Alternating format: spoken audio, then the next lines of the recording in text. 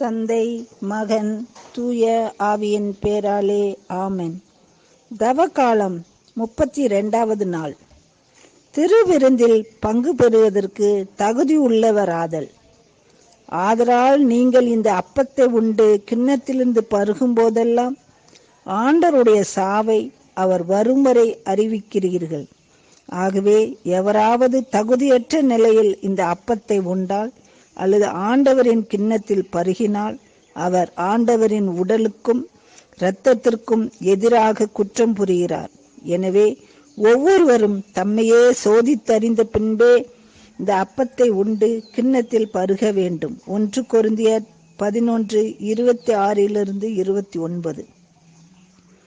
ஒவ்வொருவரும் தம்மையே சோதித்தறிந்த பின்பே ஆண்டவரின் திருவிருந்தில் பங்கு கொள்ள வேண்டும் என்று பவுலடிகளார் கூறுவதற்கு கொரிந்து சபை விசுவாசிகள் வாழ்வில் உள்ள குறைகள்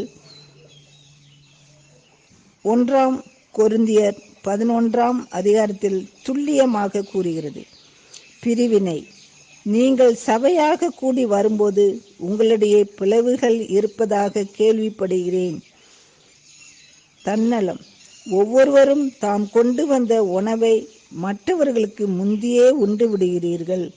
வசதி படைத்தோர் நல்ல உணவை கொண்டு வந்த சபையில் உண்பதும் அங்கிருந்த ஏழை விசுவாசிகள் பசியாய் இருப்பதும் உணரப்பட்டது. கடவுளின் திருச்சபையை அவமதித்தல். உண்பதற்கும் குடிப்பதற்கும் உங்களுக்கு வீடுகள் இல்லையா? அல்லது கடவுளின் திருச்சபையை இழிவுபடுத்தி இல்லாதவர்களை வெட்கப்படுத்துகிறீர்களா? மற்றவர்களை அவமதித்தல். இல்லாதவர்களை வெட்கப்படுத்துகிறீர்கள். மிகுதியான பிரச்சனைகள். பிரிவினை காரணமாக பிரச்சனைகள் மிகுந்தது. அன்பின் விருந்தில் பங்கெடுத்தார்கள். ஆனால் என்னிடம் அன்பு இல்லையேல் பயன் ஒன்றுமில்லை என்பதை உணராமல் வாழ்ந்தார்கள். நம்பிக்கையின்மை.